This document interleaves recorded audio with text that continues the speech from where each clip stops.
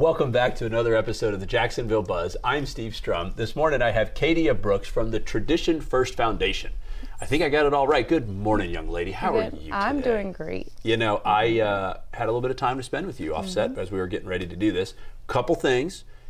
You're Army, former, retired. Yes. Hubs is former Air Force. Air Force, yes. Thank you to your family. I come from an Army family for your service to our great country, because without you guys, I don't get to do this, and it's amazing, and I want to let you know I appreciate that. I appreciate it. So what is a Tradition First Foundation? Yeah, so the Tradition First Foundation aims to help parents, high schoolers, and college students grow deeper in their faith through apologetics and discipleship.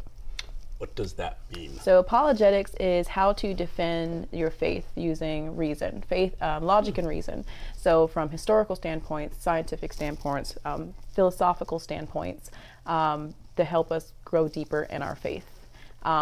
The abscess of faith, the consciousness of faith, does not remove logic and reason from the picture, and science does not negate Jesus Christ. History does not negate Jesus Christ. Philosophy doesn't negate Jesus Christ. It actually helps us grow and affirm in Him. And so that's the focus of the nonprofit, is to use all of these different aspects of learning and knowledge and how it is applied to Christ. You know, I think that's really cool, and it actually takes me to second grade, and her name was Sister Eleanor.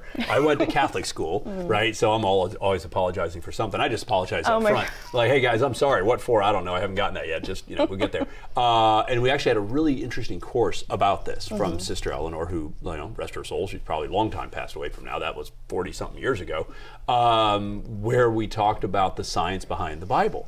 And that was very radical back then. You're like, whoa, can't do that. Yeah. You have faith and that's it. That's right. Yeah. It happens, wind blows, you can't see it, but you know it's there. Deal with it. Yep. Or take it attention and get hit by a ruler. I was right at the end of that, universe. So how did you get inspired to, it's a very interesting foundation, right? And having children myself, I got 4 teenagers.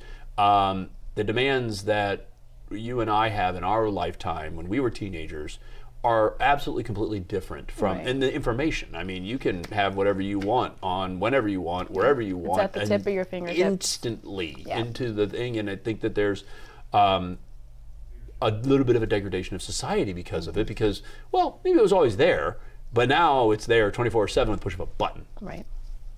Why did you get inspired to do this?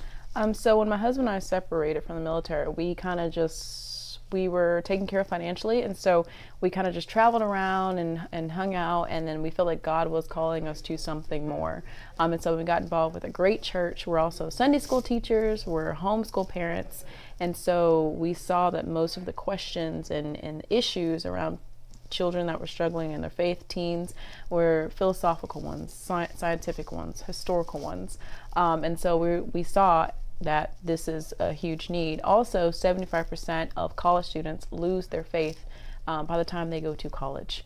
And so when you gotta think about the college scene. You come into contact with so many different people in different religions, different thought processes, different philosophical concepts and ideologies that they live by, and they don't know how to stand firm in their Christian faith. Well, and it's also a completely different ecosphere than what they're used to, right? You go to, I remember going back through my high school to college years. I didn't think that I don't think I had to open up a book until I got to grad school. I was much more interested in the social dynamic of college than the actual academic. I was just happened to have enough brain juice to kind of get through it. Yeah. But in today's environment, my 18-year-old, she's dealing with this right now. Yeah. She's getting ready to start college. She took a couple months off, which I think is great. And now she's like, wait a minute, they don't care if you go to class? And I'm like, well, no, they care, but you don't have to go if you don't want to. Yeah. And the freedom, right? And then all of a sudden you have, like you said, you have a wide depth and breadth of cultural, societal norms. Some of them are more, some of them are less, some of them are different. Yeah. And all of a sudden, you're trying to help people understand, how that, I think it's the pathway to the promised land is beset on all sides by evil and is straight and narrow with a bunch of rocks. It doesn't get through. There you go. So what is the top 2 or 3 takeaways that you're trying to help, whether it's young folks, people trying to find their faith, keep their faith, whatever it is, what are the top 3 things that you see out there in 2024 that they should do to call you? Maybe might be one of them, but what are the things that you think that are out there that are important for them to know? So engaging high school students, starting in high school. So when you're in high school, you're obviously college minded, and with that comes that aspect of, oh, I'm going to have a lot of freedom. I can do all these things that I want to do. I won't be necessarily under the covering of my parents. And it's just when you're with them at the high school level, it's really the aspect of your decision making still matters.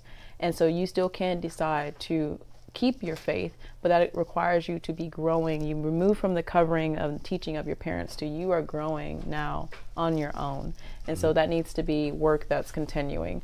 And so engaging with high school students, especially engaging with the college students as well, because again, they're hit with so many adverse opinions and teachings and knowledge and ideologies that I think that that's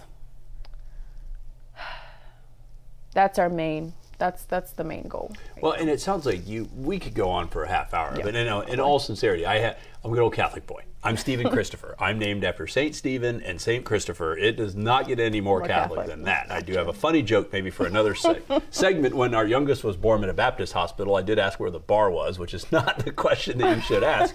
Followed by my answer was, well, we drink in church. Not the right thing. So really cool what you're doing. And in all sincerity, it is something that I think is a great need, and what you're trying to do to help affect your kids, other kids, and just, letting people forget that there are different choices, and the world's not all burning, falling to crap. But it's awesome that you're helping people get in tune to the light and stay in the light once they're trying to figure out themselves. And then, of course, that wonderful world named college, that they can still come out on the other side going, yep, good experience. Yes. Thank you again for your service to our great country. Thank you to the service of the kids of the future. Thank you to the kids that you may not have any impact, maybe even my kids one day. All right. No problem. Very much a pleasure to have met you. And Thank what you. we will do is make sure to hang all your stuff on the Daily News Network so they can connect through all the links and find out more about you. Perfect. And love to hear you come back sometime about some other things that you're doing that are awesome. Perfect. Guys, thank you so much for joining us on the Jacksonville Buzz. If you like us, share us. Remember, live with gratitude.